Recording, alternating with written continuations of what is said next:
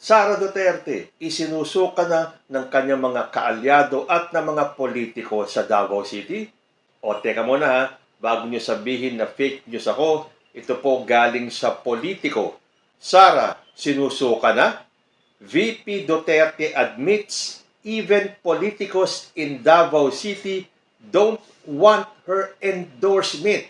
Inamin na mismo ni Sara Duterte na kahit yung mga politiko sa kanyang baluarte sa Davao City ay ayaw na ng kanyang endorsement para sa 2025 elections. Basahin ko po yung balita. Vice President Sara Duterte's political capital has plunged to the point that candidates in her bailiwick Davao City are turning down her endorsement for the 2025 elections.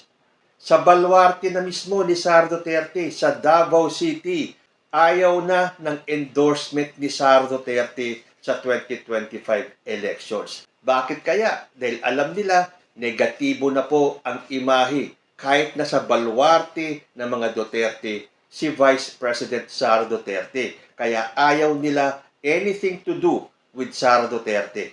At baka lalo lang mapahamak ang kanilang kandidatura at matalo pa sila kapag nagpa-endorso sila kay Sara Duterte. Sabi sa isang press conference sa Zamboanga City, sinabi ni Duterte that she won't be endorsing any local candidate in the upcoming elections. Yan. Sinabi ni Sara Duterte na hindi daw siya mag-i-endorso ng kahit na sinong lokal na kandidato sa darating na eleksyon.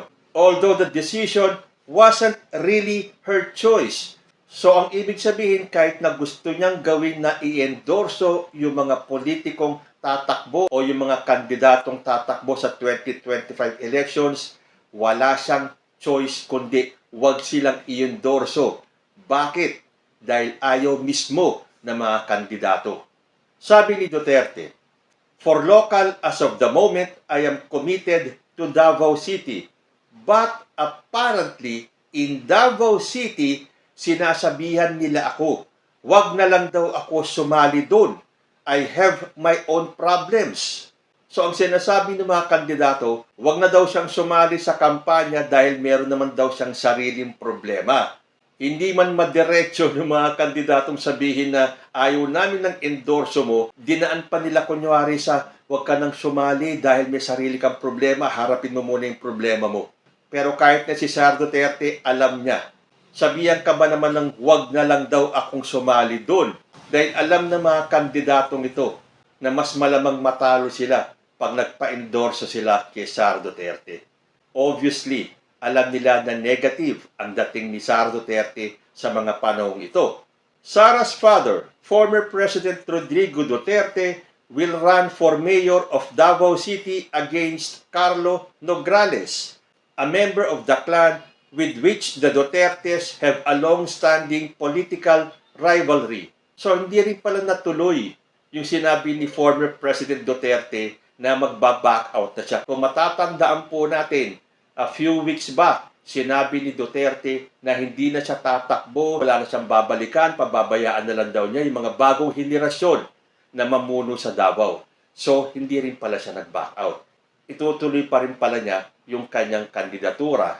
Again, ano pa ba ang bago kay Rodrigo Duterte?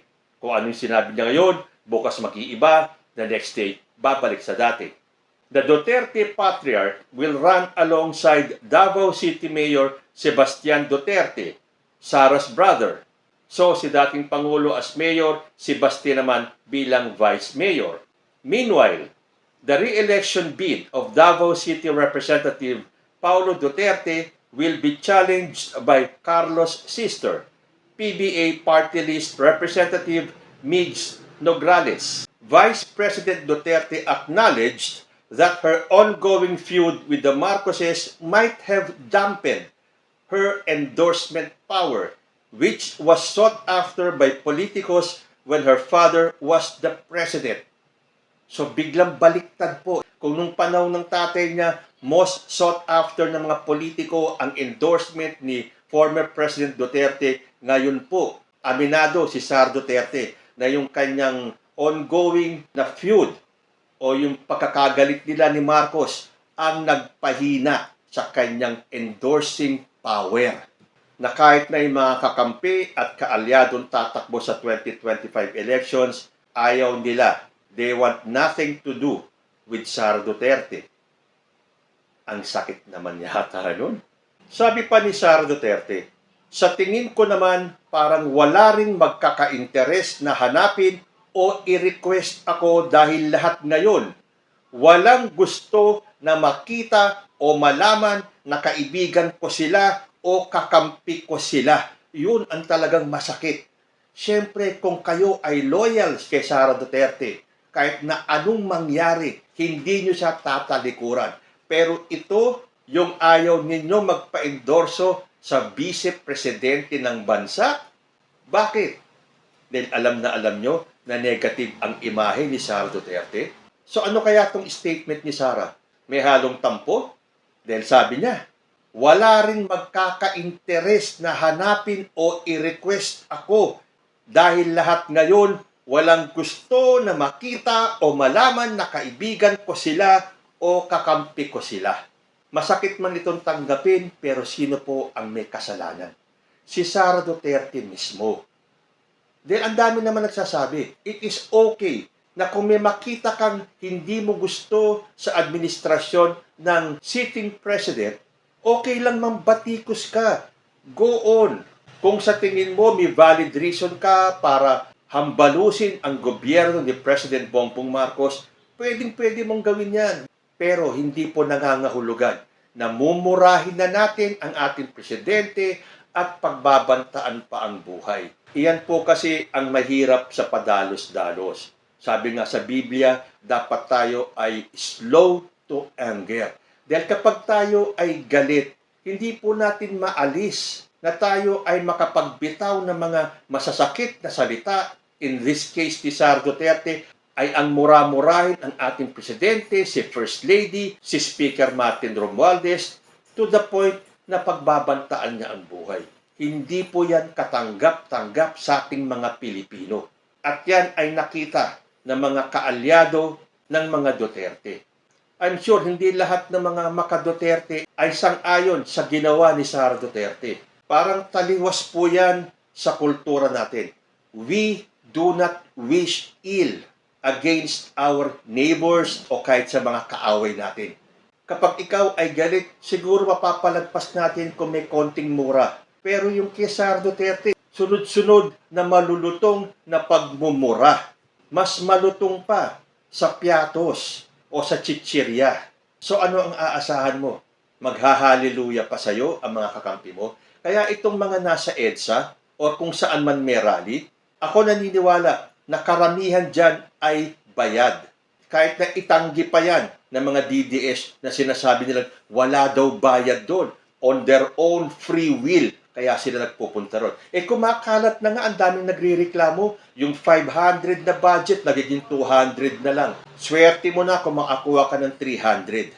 So ilang araw na sila sa EDSA. Dumadami ba sila? Hindi. Meron pa nga akong nabasang post dito Pasalamat kayo, malayo sa EDSA ang Mindanao.